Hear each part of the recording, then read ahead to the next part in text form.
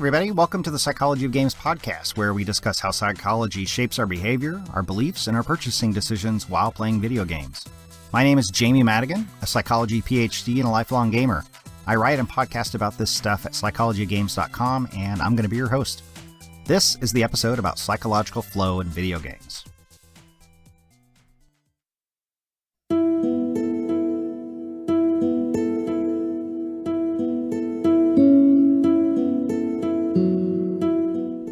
So, Flower is unlike most games that you probably played. It takes place in the daydream of a potted plant on the windowsill of a densely packed city. You play the faceless and formless wind in this botanical fantasy, using the PlayStation 3 controller to sweep and swoop over a beautiful countryside. Your goal is to pick up flower petals as you go, eventually creating a long, colorful tail as you slip up and down green hills and between windmills in search of more flowers to ruffle. The experience is very meditative, and though it's undeniably a simple game, I found it just difficult and engaging enough to keep me from becoming bored. For a while, anyway. The peaceful, smooth music, which you're hearing now, adds to the effect of just slipping into the zone where controlling the billow of flower petals becomes effortless, time seems to hang and become something outside of your concern, and you act and focus without thinking about it, and playing the game sort of becomes its own reward. This is no accident of game design, of course. Flower was created by That Game Company, which was co-founded by Genova Chen, a man who moved from the densely populated city of Shanghai, China, to the relatively more open and pastoral Southern California. Chen became interested in video game design while in the University of Southern California's interactive media program, and he decided to start making games that tapped into people's emotions and their mental states. As part of his master's degree work on designing dynamic game difficulty, Chen developed the predecessor to Flower, which he simply named Flow. So Flow, the game, is quite simple, but instead of a flower, you play a microorganism that swims around and tries to gobble up other microorganisms. The game is starkly primitive, but Flower would go on to inherit that DNA for clean design, minimalist design, and attention to putting the players in the zone, and keeping them there. Chen's thesis, which I'll link to on the psychologyofgames.com post for this podcast, dealt with achieving psychological flow through dynamic game difficulty. So the game would try to routinely tweak the difficulty of the task to match the player's skill in order to keep them in that sweet zone, much like I described with Flower. Chen was inspired to make Flow after reading through research by Mihai Csikszentmihalyi on the concept of psychological flow. Csikszentmihalyi and his colleagues had become interested in the 1980s with how artists such as painters and jazz musicians became so absorbed in their work that everything else in their world just fell away. The artists, Csikszentmihalyi argued, were experiencing what he called a state of psychological flow. When experiencing flow, doing the task sort of becomes its own reward and a source of joy and satisfaction in its own right. It's blissful to be caught up in flow, and it's something that we should all be so lucky to experience on a regular basis through our job, our hobby, or some other aspect of our life. Csikszentmihalyi and other subsequent researchers identified 9 what they called components of flow, some of which seem to me to be requisites for achieving the state, and others seem to be outcomes of achieving it. There have been refinements and consolidations on these 9 factors. If you look around the literature, you'll see 5 factors of flow, the 7 requisites of flow, and so forth. But whatever the numbers are, and however you combine some of them, they all pretty much add up to what Csikszentmihalyi originally described. They are: 1, a perfect balance between challenge and the person's skill. Not too difficult, not too easy. 2, clarity of goals. You need to know exactly what it is you're supposed to be doing. 3, unambiguous feedback about performance and progress towards those goals. You need to know how you're doing. 4, merging of actions and awareness. That is, behavior becomes automatic and spontaneous without much thought to what's going on. 5, a high focus on the task at hand. 6, the paradox of control. That is, you don't consciously try to control your behavior, it just sort of happens as you engage in the activity. 7, transformation of time. And usually this means feeling like time is standing still, or you look up from the activity and suddenly it's 3 a.m. I think a lot of us have been there. 8 is loss of ego or self-consciousness. You tend to stop thinking of yourself as an actor or as a person doing the task and just think about the task as a whole. And then 9, the activity becomes what Csikszentmihalyi called autoletic. That is, it becomes a goal in and of itself. It's self-motivating. So it shouldn't surprise you at this point to hear that flow has found a home in research and thinking about video games. For many types of games, flow is the hallmark of execution on good game design. What designer wouldn't want players to become totally absorbed in her game to the point where playing it was so pleasurable, so entertaining, that it could be considered its own best reason to keep playing? Or conversely, who doesn't want to avoid the frustration or the boredom that comes with not experiencing flow and not lining things up correctly? So personally, one of the most vivid memories of experiencing flow while gaming for me comes from when I was playing Crackdown on the Xbox 360. If you're not familiar, Crackdown is a third-person open-world game where you control a special agent capable of running at great speed, climbing up tall buildings, and even jumping across the skyline in great arcing bounds. The system for traversing the game's city environment is really well done, and it lets you get into a groove of running, climbing, and jumping and moving. So once while making a superpowered jump from one rooftop to another, I crested a building that was between the two and saw that there was a tightly packed group of enemies right below me. And without missing a beat or even consciously thinking about it, I used the D-pad to select my rocket launcher, locked onto one of the enemies, and then blew the whole pack of them away with one rocket while at the apex of my jump. I then smoothly continued on my way with a huge grin on my face, and I remember it to this day as a perfect example of flow. So, because of awesome moments like this, you don't have to go very far or try very hard to find game designers talking about how to achieve flow in games and how to design for it. Flow measures also usually make for a popular, let's just throw it in there kind of measure to include on surveys and academic research on games. Because video games seem like there's something that should be custom made for flow. Just dial in the right mix of challenge, appropriate feedback, make sure you got clear information on goals, and there you go, flow. It is, of course, a lot harder than that in practice. Games have to adapt to multiple players with a variety of skills, and they have to keep up with any given player as he develops new skills and sets his sights on new objectives. A group of researchers from Queensland University of Technology in Australia have even developed an enormously detailed model of game flow, where they describe 165 different ways to increase flow in real-time strategy games across several different factors, such as immersion, social interaction, and challenge. There's also this relatively new concept called group flow in the literature, and it looks at how people may or may not experience flow while part of a group or part of a team with interconnected tasks and dependencies.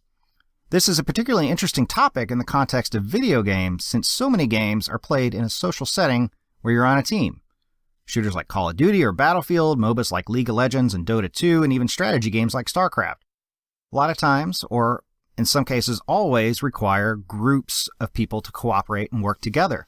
So the concept of flow might get a little more complicated when you kick the level of analysis up from individual to team, and then think about not just how a player's concept of his specific goals and his abilities, but the objectives and abilities of the entire team while taken as a whole.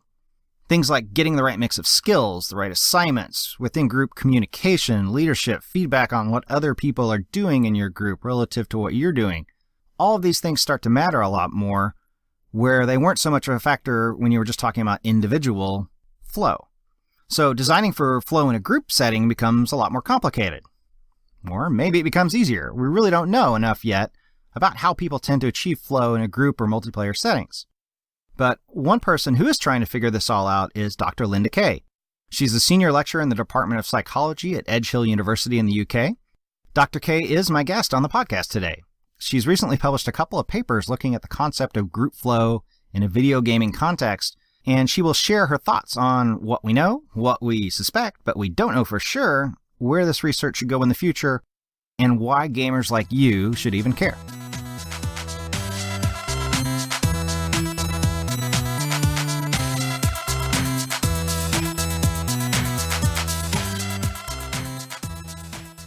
All right, so thanks again for joining us for this part of the podcast. Today, we're going to be talking about flow in video games with Dr. Linda Kaye. She's a senior lecturer at the Department of Psychology at Edge Hill University, where she does research on this sort of thing. Linda, thanks for joining us. Well, thank you very much for inviting me. So I guess to start us off, give us a little idea of who you are, what you're doing here. So, what are you interested in? What are you doing? Okay, so I essentially look at the psychology of digital gaming, and more specifically, I'm particularly interested in the kind of social contexts in which gaming takes place. So, how playing with other people is potentially, can enhance the experiences than if you're just playing on your own, and the kind of experiences associated with those different contexts, and how those are related to the way in which we experience games, basically. That's more or less, in a nutshell, the kind of stuff I've been doing in this area. Yeah. Okay. And how long have you been doing that? Well, I started my PhD in 2007, so I've been doing it since then, basically. So it started off quite broad, looking at generally sort of the experiences and why people play, and what the positive experiences are with gaming, and how it's related to things like well-being and things. And I've kind of narrowed down a little bit more recently, again, looking more specifically at those kind of social contexts of play, and kind of trying to compare very much on a general level, how there might be differences in how people experience games, and what the outcomes are for things like mood and psychological well-being. So those are the kind of things I'm interested in and have been doing up till now. So are you the only person at Edge Hill who's doing this sort of stuff?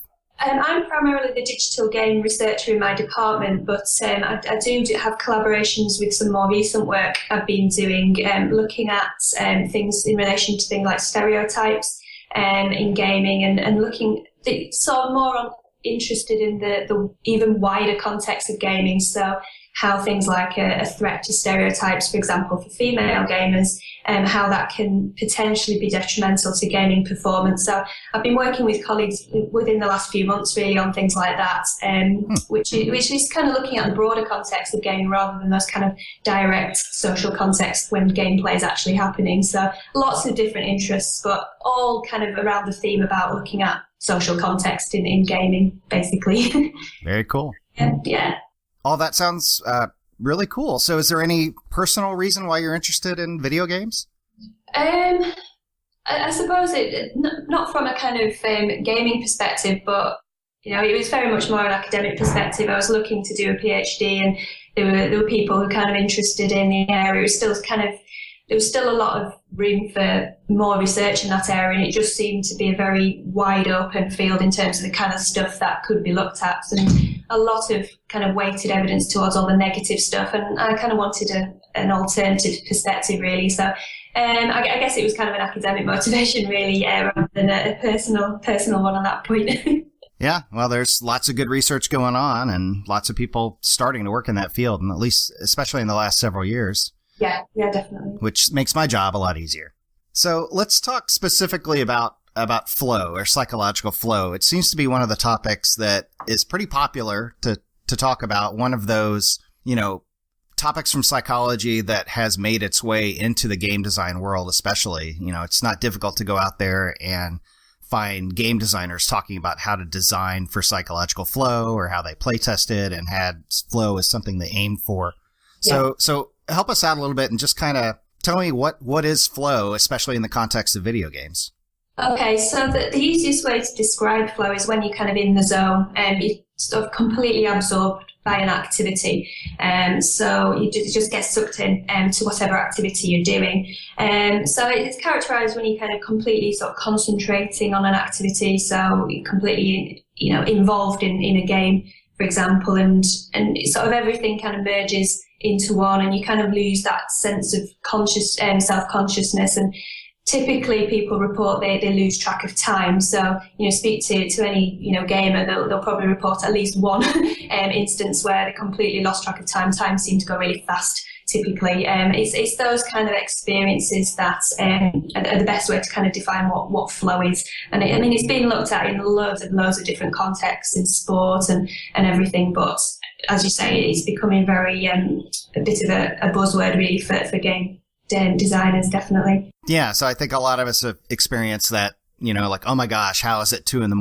already? When we've just been sitting down and just sort of in the zone and going through. And how has it been specifically applied to the study of video games? Yeah, there's research that, a lot of the research sort of looks at how it's related to game enjoyment, which is kind of what you expect. Flow is this really very positive psychological experience. So it's been linked very much consistently to enhanced game enjoyment and things like motivation as well. So again, that makes sense because flow is very much about you do an activity purely for the sake of you loving doing that activity. So you'd expect it to be related to that kind of intrinsic sense of motivation, doing it for the pure love of that activity. But I suppose on another level, it's been looked at in terms of game loyalty. So, wanting to keep playing a particular game or a franchise of games. But on the flip side as well, within that, it's been looked at in terms of game addiction as well, so excessive playing, which isn't necessarily a bad thing because actually it's a case of if you're actually spending that much time playing, it's possibly because you're enjoying it and you're actually getting something really positive from it. But often, the addiction stuff's looked at relatively negatively in the grand scheme of things. So those are the types of ways that it's been applied in the gaming context in terms of the research, very much so. But then other studies that have looked at more specific features of types of games or specific games and what features in particular kind of promote this sort of sense of flow. In terms of like game mechanics and all that kind of thing. Yeah, so what are some of those? I mean, again, it depends largely on what kind of games you're interested in, and I think that's where a lot of the research needs to be a bit more focused in trying to apply this in looking at different types of games. But I mean, things like incremental levels and point systems are particularly useful ways of trying to enhance gamers' skill level within meeting the challenges of that particular game, and using those kind of leveling systems are particularly beneficial according to the research in promoting flow. Things like goals and objectives of games, again, really relevant based on the fact that, again, a lot of the flow stuff talks about how you need a sort of a sense of what the objective of a task is. So again, very clear defined objectives in games can be particularly useful.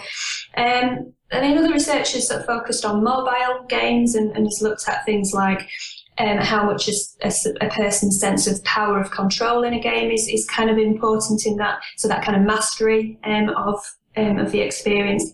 And things as well, like the actual functionality of gaming, the kind of functions to be able to pause and seek help. That's actually also been found to be particularly beneficial for mobile games themselves. So, I mean, you can talk sort of generally about these things, but actually, where the research needs to go more specifically is, what are the particular features for those different types or specific kinds of games, because obviously they're going to be very diverse and you can't necessarily sort of apply one to another particularly well. But those are the sort of the general things that some of the research in this area sort of looked at this point. Right. So it seems like the things that would achieve flow in like a mobile game would be very different from things that you would need for like a fighting game or a racing game or a first-person shooter or a strategy game, or all of those types of things might have different requirements, both in the mechanics that would facilitate flow, but also like the characteristics and the skills of the players. Absolutely. Has there been a lot of research looking at what's the player's role in all this? I mean, there's things that I've looked at, actually quite a recent one looking at actual player personality and things like that, and has looked at players' need to learn and need to compete, actually as being factors that are related to actually achieving a sense of flow.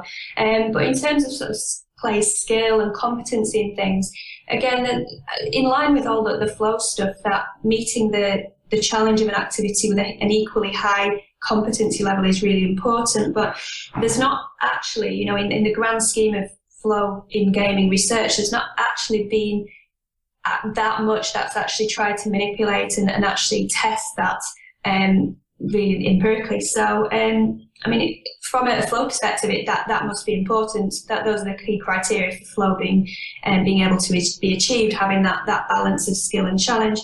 But certainly in terms of the gaming research, I've not actually come across all that much that actually tries to manipulate that in relation to specific games to see how important that actually is. But that's certainly something that I would think would be important to kind of look at. Yeah, I've read only or come across only a few, and they tend to talk about different cognitive skills like, ability to rotate objects in 3D space and manual dexterity and those types of things, and then seeing how those predict flow across either different types of games or with different controller setups, like motion controlled versus a traditional gamepad.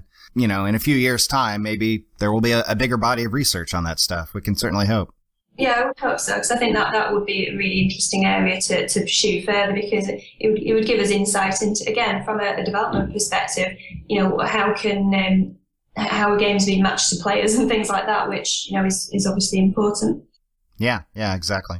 So, in psychology, we talk about a lot of times whether something is a trait or a state. In other words, whether it's a trait of a person that's sort of stable across situations, like this person is just much more likely to experience flow, or a state where it's almost like an emotional or mental state where it's transient, and once the planets are unaligned, once the situation becomes a little out of whack, that sense of flow is going to go away. Yeah. So preparing for this podcast and reading through all the literature on flow, it seemed that some researchers were looking at it as a trait and others as a state. Yeah. Can you talk to me a little bit about the state of research there and why that's so? I think it's because flow, again, I don't think it's actually particularly well conceptualized. I think people use terms interchangeably and it gets all confused. My interpretation of flow is it's a state. People describe it as being a flow state. So that to me is enough of an indication of the fact that that's the best way to conceptualize it.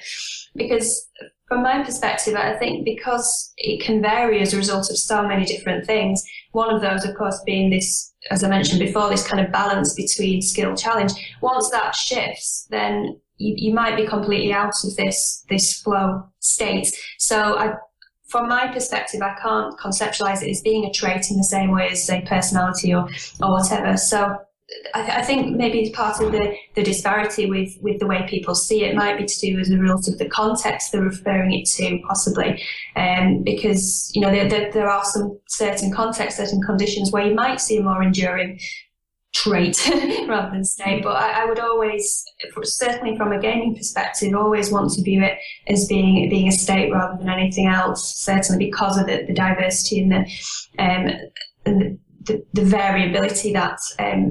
To how and why it occurs, basically. Yeah. So it also seems, though, that there are some qualities of people that maybe make them more susceptible to flow. Like they would need, they might be able to achieve a state of flow when others would take a more precise alignment between skill and challenge and specific types of feedback and so forth. And I've often wondered whether or not that's why, or one of the reasons why certain people are attracted to video games or sports or wherever it else, certain types of vocations or wherever it else is they experience flow. Yeah, I mean, possibly. I mean, that's part of the interesting thing about flow and, well, psychology generally. It's acknowledging that these individual different factors which feed into these things. And I think you're quite right in saying flow isn't necessarily any different in that regard. People are attracted to certain activities like gaming for purely for the state of achieving flow, while other people might engage in gaming for different reasons. So, I think you're quite right in identifying actually it can be something that people seek and people experience differently, but other people don't. So, yeah. Yeah. Makes sense, right? Yeah, definitely. So why do we care? So, why would we want to be in a state of flow? Well, I suppose if that's not too blunt a question for you. No, I think it's a very valid question. Purely because people who have been in flow discuss it being as being a very positive experience. So why would we not want to experience games in a positive way? That would be the obvious answer from my perspective. And as well as that, I mean, from a development perspective, the fact that flow is being shown to be related to loyalty to gaming and enjoyment in gaming, it makes sense to look at it as instrumental in these things. So I think that from a development perspective, that would be the answer to that, really, because it has been shown to be related to those positive outcomes. And then I guess the flip side of that is that's why you would care about it if you were developing games or managing a community around games, is that it's been shown to make your games more enjoyable. People play them for longer. They don't trade them in, as long. They'll come back and play longer terms. absolutely. And in fact, it seems like a lot of the writings that I've seen have almost used flow as a proxy for enjoyment. So, if the question is, do people enjoy our games? The measure they take is, do people experience flow while playing our games? Yeah, very much so. I think that was something I was sort of referring to a little bit earlier when saying about the terms are being used interchangeably, actually. And I mean, flow and immersion, presence, I think people tend to use them interchangeably without necessarily acknowledging that conceptually they are different. It's essentially enjoyment is principally happens when you're in flow, but it's not necessarily the same thing. So I think that's something for in terms of developing partnerships with developers is about how are they actually measuring, how are they doing their testing about and evaluating enjoyment in games. Is it that they're actually using a measure of enjoyment, or they benefit from actually the psychological measures that we have available, academically? Is there any better room for feeding that in terms of player testing, using actual psychometric measures of flow, which actually might be more beneficial. I think that's an area where we can perhaps do better, actually talking to each other in terms of the actual partnerships that come together between academics and developers themselves. Yeah, if you're talking about people not really talking to each other across lines of research, the whole situation with immersion is usually one that sort of always gets to me because, immersion, when most people use that word, they're talking about what media psychologists think of as presence or spatial presence or social presence.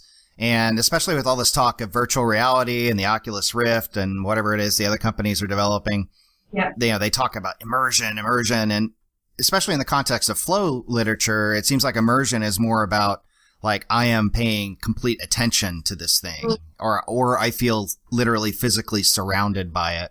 But it's not necessarily the sense of being like in that world or in that place. But anyway, that's a topic for an entirely different podcast. Absolutely. Yeah, definitely. So let's talk then about the specific area in flow research around group flow. So I guess the idea is that single player games, where you're just sitting there and playing by yourself and maybe you experience flow or maybe you don't, but that's only sort of one way that people can play games. And increasingly so, people are either playing with each other, couch co-op, where they're physically located with each other. They're playing online. And even if they're not necessarily playing online, they're doing things like comparing scores on leaderboards. So, everything has like a social component. Absolutely. So tell me about some of the research you're doing around that and how that affects the general flow literature. Okay, so I've kind of coined this term group flow. Other people have talked about it in terms of social flow in other contexts. It's kind of the same thing. So essentially it's trying to acknowledge the fact that in the context of gaming, as you identify, there are so many different social components that can be happening. And I suppose this kind of came about from just talking to gamers in some focus groups initially. This wasn't something I was specifically going out to find out, but kind of emerged really as they very naturally talk about this kind of, this shared experience and the kind of indicators that might be related to that kind of really positive emotional experience, and that is sort of a shared thing. So in relation to the kind of stuff I've been doing, it's about, the kind of stuff I've done up to now has actually been quite exploratory, and it's still very much a developing area. And again, I've got to admit, I'm still not entirely convinced that group flow is anything different from social presence. It's the fact that I still haven't quite got my own head around group flow. I've got to be completely honest, because it's still so new and so damn difficult to measure, actually, which is part of the reason this research takes so long. So from my perspective, it's about trying to understand the social conditions that might be related to the shared experience, which might differ from a traditional kind of individual flow, which we've typically seen. So, things that I've kind of, again, from an exploratory perspective, sort of looked at is it's things like, it seems like a collective competency of group members, particularly within in cooperative based gameplay. That seems to be really important. So it has to be at a mutual level of competency to actually meet the objectives of that particular gaming task. Because otherwise that kind of flow state is interrupted, essentially. So that seems to be something, and obviously that differs from a traditional sense of flow as an individual concept, because obviously you're just operating yourself and the game. You don't have that social context necessarily to be aware of. So and that seems something from my perspective to be particularly relevant in group flow occurring. And I think that there is kind of an emotional component attached to it as well, and that sort of shared sense of investment, and that seems to be quite important as well for flow, and the idea that you're there, and particularly in offline, so when you're physically co-present with another person, having that kind of social belonging, social relationship, again, seems to be important for that. Not necessarily saying that flow can't happen if that relationship doesn't exist, but it seems to be important in more enhanced flow states from the initial research I've kind of done on this. So yeah, that's kind of where the state of the research is at the moment. Yeah, it sounds really interesting to me because, like you said, especially when you're playing in a cooperative context, you have more opportunities to be competent, at something, and you have more chances for victory, especially if you're, playing a team-based game where you're in like a support or utility role. Yeah. When you're playing a single-player game, you're the carry in every game, meaning that you're the one that determines whether the team of one wins or loses. But when you're in a 5-person team or a 10-person team, then you have a lot more opportunities to feel competent and sort of identify what your goals are and choose from a variety of different goals. Yes. And then a number of different ways to match your performance with those objectives. So it almost seems like it widens the flow channel and gives you more room to operate, or I guess in the classical diagram, it would be below frustration, where requirements of the situation are too great for your skill level. Yes. Yeah. That's one of the reasons why I like to play those utility and support classes in games like that, because it gives me, more opportunities instead of just being the one who goes out there in the front lines and shoots everybody up. Yeah, I think the kind of identifying player roles within teams is kind of one really interesting issue within group flow, about to the extent to which flow is experienced when players are adopting those different roles, and can some roles promote that to a greater extent. And I think, again, because it's such an exploratory area of research, those kind of questions haven't been answered yet. So it's something that I mentioned right at the beginning, this idea of looking at these wider contexts of gaming. I think that identification process and how a player themselves identifies, first of all, with the people they're playing with, but also their role within that context. I think that is possibly the basis from which these kind of these flow-like experiences can happen. So if you're not able to identify what your role is and how you relate to other members of that particular team in cooperative-based gaming, for example, then I can't see how flow can really occur. So I think that's, again, a broader question that I'm still trying to unpick a little bit about, that kind of identity and how players see themselves in that particular context. So anyway, yeah, it's all there's so much to answer yet in this area. So it's very exciting from a research perspective, because I'm never going to run out of research ideas, but need to actually do the research. Yeah, and that's a great point. It's a great area to going into, instead of just saying, well, what if I tweak this one tiny little variable? Does that make any difference? And a lot of these areas that are so well trodden, and nobody wants to accept your publication or your paper for publication because it doesn't do anything, it doesn't advance the field. Yeah. Yeah. So you probably picked a pretty good area. So yeah, I like this idea of collective competence or group efficacy. Yeah. And I should probably mention there, efficacy is sort of a buzzword in psychology. It means like having the capability to do what you want, or if I try to do something, will I be able to? And it seems like if you kick up the level of analysis from the individual to the team, you're going to have at least in some situations, greater group efficacy, meaning that, if I try to help my team, I'm going to be able to help them in some way. I'm not going to completely fail. And I can be a contribution to the team. Yeah. So you'd mentioned a minute ago that there was an emotional component to group flow. And, we know in psychology there's this concept called emotional contagion, where we can pick up on the emotions of people around us, and they're sort of literally contagious. Like if one person is happy, it makes the people around her happy. And if one person is grumpy, it does the same for other people. And lots of research both in the real world where this happens, and then also some research online. How this sort of thing can go through social networks and all that sort of stuff. Do you think that has any relation to group flow or can affect group flow? Is flow contagious? I think if the conditions are right, then yes. Again, as you said, I sort of mentioned earlier about, I think that the kind of relationships to others is important there. And actually, psychologically, the closer you are to people, the more you mirror each other and all that kind of stuff. So from a psychological perspective, then that would predict that, yes, actually, it does play a role in this kind of flow state. I think again, the research in looking at how that might be different as a result of the context of gaming could be a really interesting question in that to what extent the online gaming context, to what extent is emotional contagion, how does that promote flow maybe differently from more offline based contexts. So again, you'd expect possibly some differences there.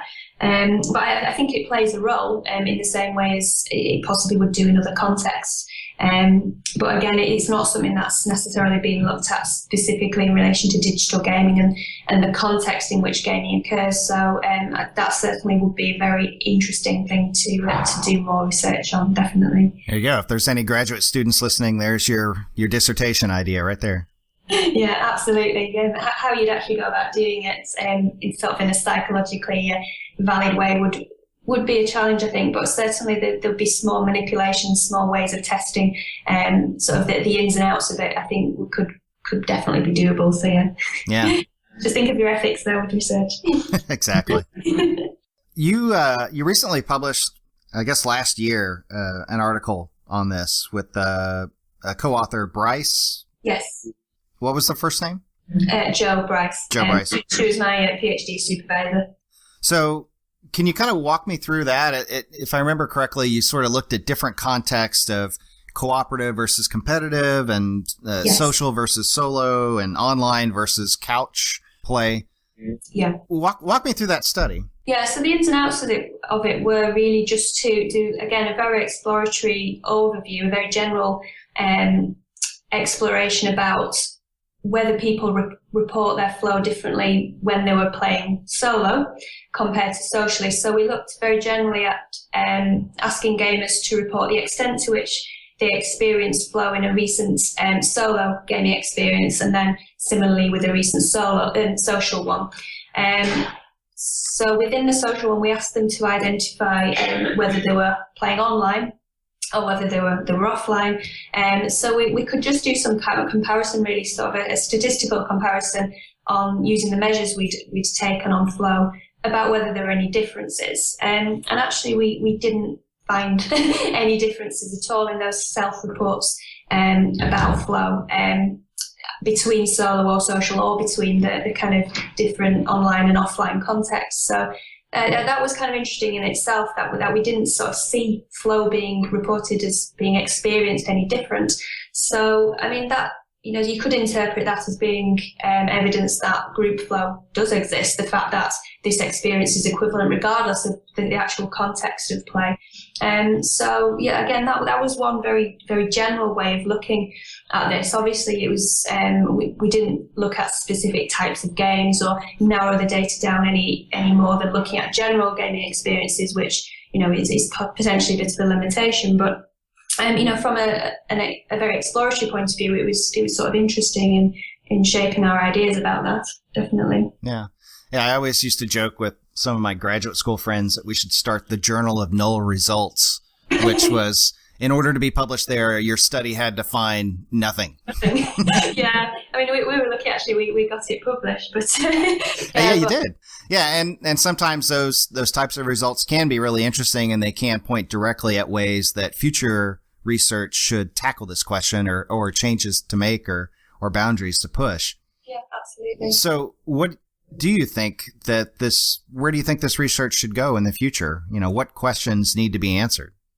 Well, in terms of group flow, again, looking more at specific contexts of play and, for specific types of game, again, doing these kind of comparisons about the context effects in relation to specific kinds of games and whether those reports of flow differ. Because, again, as I meant, the limitation, I think, of what we did, even though it was a kind of initial study in this area, was that it was perhaps a bit too general. So that for me would be one way, and that's something we're kind of looking at the moment. Actually, I'm doing some research with people in my department, looking at using an actual inexperienced measure using an app, and so getting people to actually report flow while they're actually in that gaming experience. So it's a very recent, very in context kind of way of measuring flow and kind of getting them to identify what context they're actually playing in. So whether it's they're on their own, or whether they're with sort of co-present with their friends, or whether they're online with strangers. So we're actually at the end of a kind of a period of a week or a couple of weeks, we'll get actual data when they've been in these different experiences in these different contexts, to see whether flow is different between these. So that's something we're collecting data on now. So I wouldn't be able to report on what we've found yet. But that's something that we're trying to do to kind of overcome maybe some of the limitations with some of the stuff that's been done previously, in terms of using retrospective, other stuff has used retrospective measures, which obviously you might forget things. I think the other thing that can be done in terms of this area, again, relates to the way people are identifying with the people they're playing with. So this comes back to the emotional contagion thing. It comes down to the identification or player identification within the process. Those are certainly big questions that I think can be useful to move this area forward a little bit. So, I mean, those are some things that kind of spring to mind from my perspective. I think would be very interesting things that I'd like to study. But I think generally it's about, again, looking at working with developers on a more on a smaller level to see how measures are actually measuring what game developers want to measure, and that those are rigorous methodologies that have been applied from psychology to make sure that they're measuring what they actually want to measure, so it can be a useful tool for them. I think that's, for me, certainly one area that could do with being enhanced, definitely. Yeah.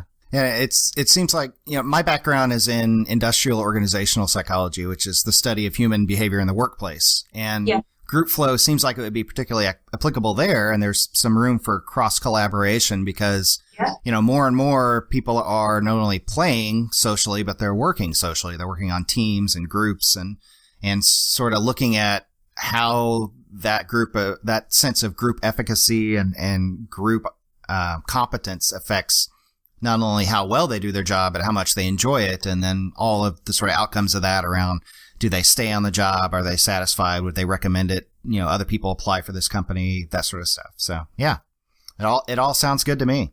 Oh, good. I just need to get my own head around it a bit. I'm meant to be the expert in this area, but, there's still work to do. It takes time. It does. And this area, because it's so exploratory, there's still so much that the ins and outs need to be established yet before we can answer the really big questions. So it's a work in progress. Yeah.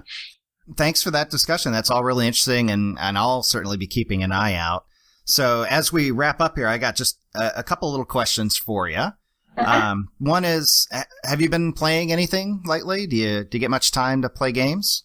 Not as much time as I'd like, I've got to be honest. I'm more of a casual gamer. I like the social network games. I'm not by any means a hardcore gamer.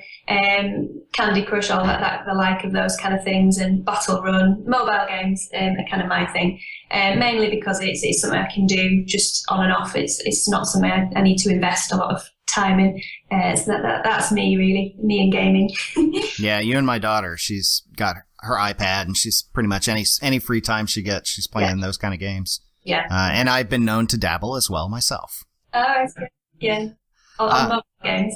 Yeah, it's kind of actually ties into the discussion of flow. I went through and I'm trying to officially retire my old Xbox 360. Okay. I've had the new console for a while, but the last game in my backlog was Bayonetta, and it's sort of I don't know what you call the genre, like an action, like a character action game.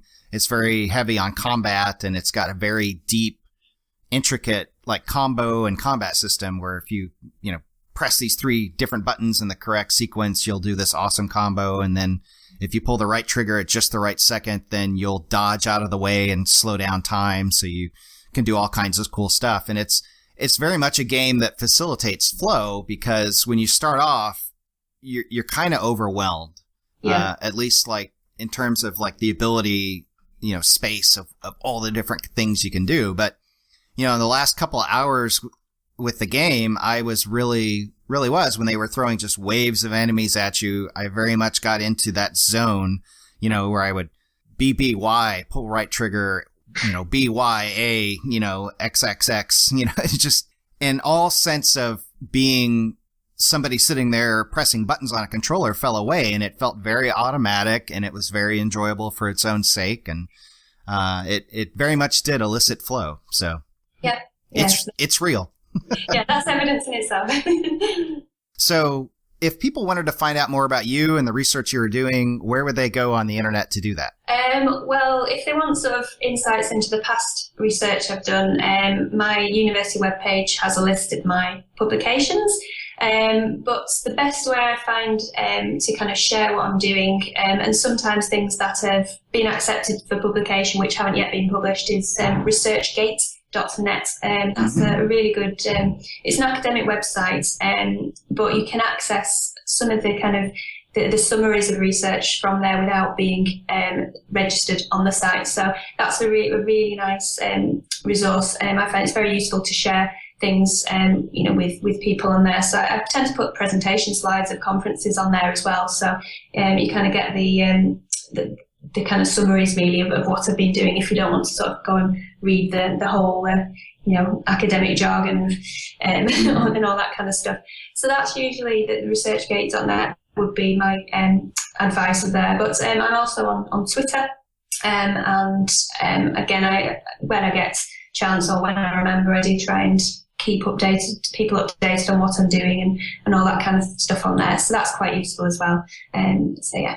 Awesome. Well, this was really interesting stuff, and I look forward to seeing more the work that you and your team are doing and collaborators, and I think this is an area ripe for a lot of development. Yeah, definitely. So thank you very much for inviting me and letting me talk about my research. Absolutely. I was glad to have you. Oh, thank you.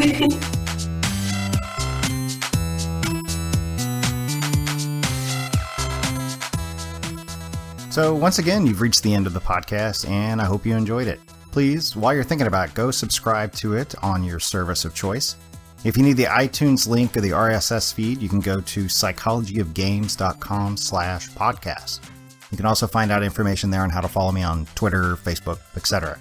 So last episode, I asked you to leave me an iTunes review, and thank you to those who did. But this time your assignment is to shoot me an email at podcast@psychologyofgames.com. Tell me what you liked about this episode or the podcast in general. What about it bugs you, or give me any advice that you may have. You can also tell me about your most memorable experiences with flow in video games. I'd kind of like to hear them and see how they compare. So once again, I was your host, Jamie Madigan, for this episode, and I will be again next episode. I'll talk to you then.